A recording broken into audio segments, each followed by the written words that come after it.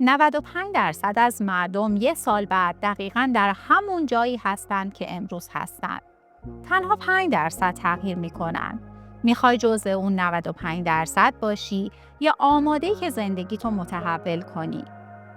امروز درباره 7 مورد از دیدگاه فلسفه رواقی صحبت میکنی که ذهنتو مسموم میکنن، رویاها رو دور میکنن و اجازه نمیدن زندگی که لیاقتش رو داری بسازی. این 7 عادت جلوی پیشرفتتو میگیرن و اگه همین حالا تغییرشون ندی، 1 سال بعد همینجا خواهی بود. اما تو اینجا هستی، پس آماده‌ای که کنترل رو به دست بگیری. تا آخر با من همراه باش، چون تک تک نکات ویدیو بسیار ارزشمنده و میتونه زندگی تو زیر و رو کنه.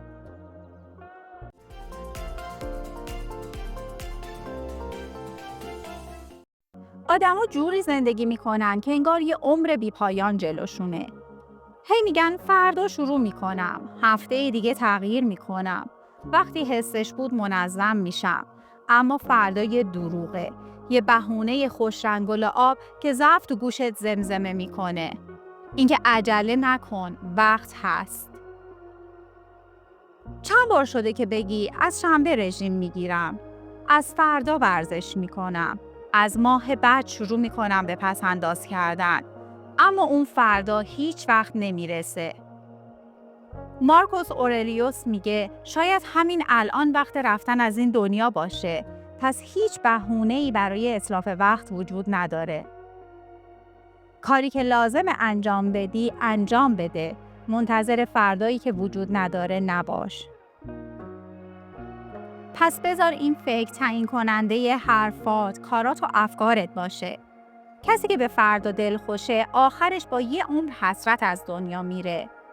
هی تعلل میکنه، قوی شدن و عقب میندازه، نظم و دیسیپلین رو میذاره واسه یه روز نامعلوم، تا اینکه یه روز دیگه هیچ روزی باقی نمونده. یه نفر تو خیابون بد برخورد میکنه، چی کار میکنی؟ یه همکارت نظر تندی درباره کارت میده، فوراً عصبانی میشی؟ اما یه آدم قوی احساساتش رو کنترل میکنه. کسی که دنبال تسلط به خودشه فرق میکنه. اجازه نمیده احساساتش کاراشو تعیین کنه. کلمات یه نفر نمیتونه تکونش بده. آشوب دنیای بیرون نمیتونه قلعه درونیشو خراب کنه. مارکوس اورلیوس این قدرت رو خوب درک کرده بود. اون میگفت تو قدرت داری روی ذهن خودت، نه روی اتفاقات بیرون. خیلی مهمه که این موضوع رو درک کنی. اپیکتتوس میگه کسی که اجازه بده دیگران احساساتش رو کنترل کنن، در واقع اختیار خودش رو بهشون داده.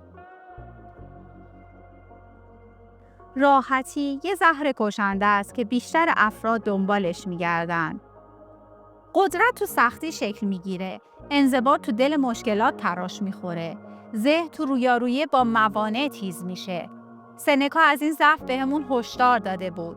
کسی که امروز از سختی در میره، فردا زیر فشار زندگی میشکنه. نباید دنبال یه زندگی آسون بگردیم. باید به دنبال یه زندگی آزموده و پرتجربه باشیم.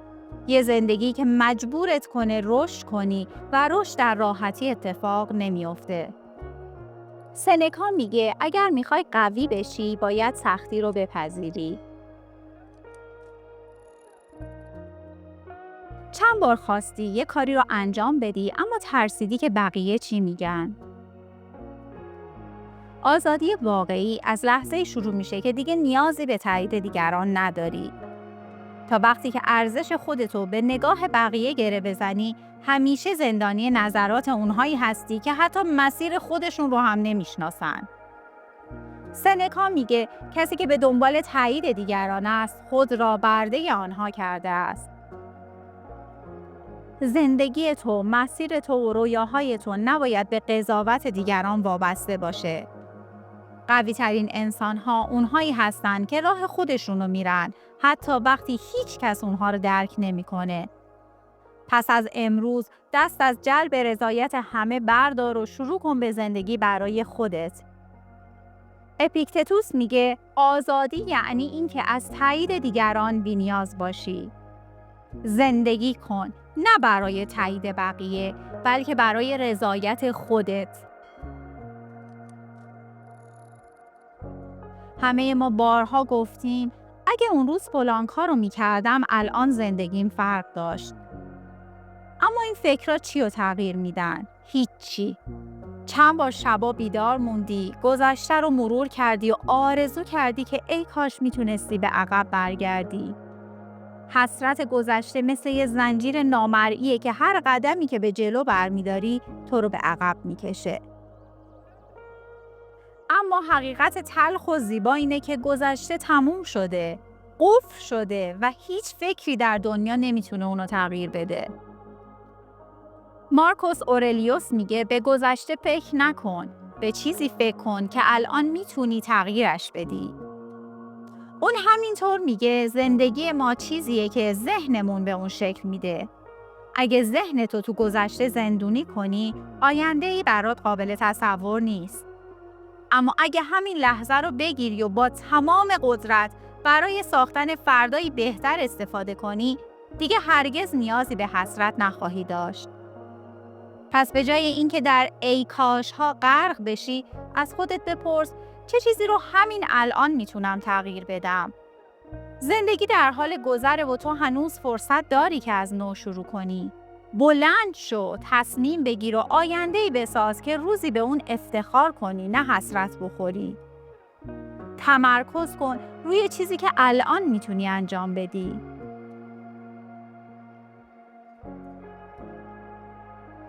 محیط تو عوض کن، زندگی عوض میشه. جیم ران بزرگ میگه تو میانگین 5 نفری هستی که بیشترین وقتت رو باهاشون میگذرونی. زندگی تو آینه‌ای از آدمایی که خودتو با اونها احاطه کردی.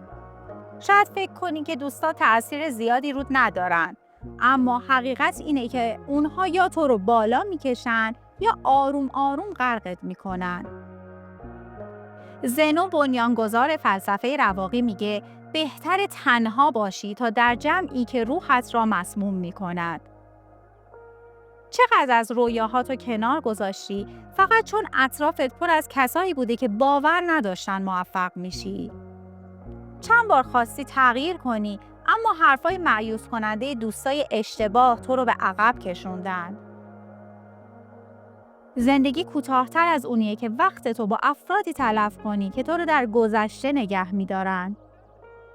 اگه میخوای پیشرفت کنی، خودتو با کسایی احاطه کن که تو رو به چالش میکشن، رشد میدن و تو لحظه هایی که میخوای تسلیم بشی، بهت یادآوری میکنن که قوی‌تر از اون چیزی هستی که فکر میکنی. امروز انتخاب کن. میخوای یکی از همونایی باشی که جا موندن یا کسی که مسیرشو پیدا کرد و به جلو رفت؟ اگر میخوای تغییر کنی، اطرافیانتو تغییر بده. هیچ چیز به اندازه درجا زدن روح انسان رو خسته نمی‌کنه. حقیقت اینه که هر لحظه‌ای که بدون حرکت میگذره تو رو از رویاهات داره دورتر میکنه. اورلیوس میگه وقتتو تلف نکن. تو برای عمل کردن اینجا هستی، نه برای تعلل. فکر کن اگه از 1 سال پیش هر روز فقط یه قدم کوچیک برمی داشتی، الان کجای زندگی بودی؟ چقدر به رویات نزدیکتر بودی؟ چقدر قوی‌تر، آگاهتر و موفق‌تر بودی؟ حرکت کن، حتی اگه آهسته باشه. لازم نیست از همون ابتدا کامل باشی، فقط شروع کن. راهی که یه روز غیر ممکن به نظر می رسید، با اولین قدم ممکن میشه. بیشتر از سختی حرکت کردن، درجا زدن رو به خاطر بسپر.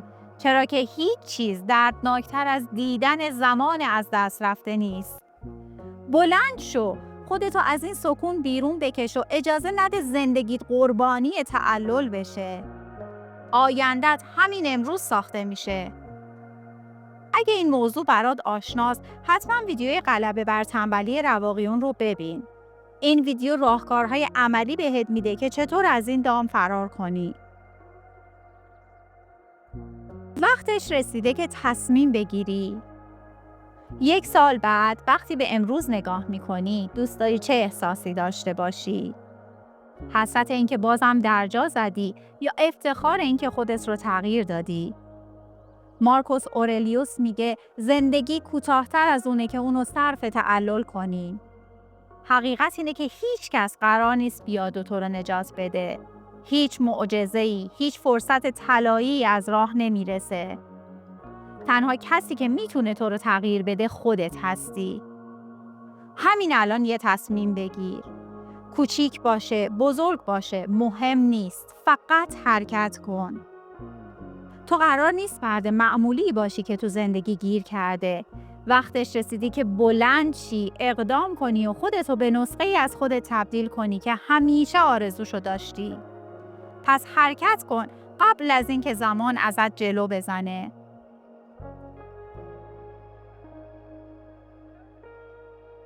توی کامنت ها برام بنویس که کدوم یکی از این 7 بیشترین ضربه رو بهت زده. اولین قدمی که برای تغییر برمیداری چیه؟ ممنون که تا اینجای ویدیو با من همراه بودی. ممنون از نگاهت.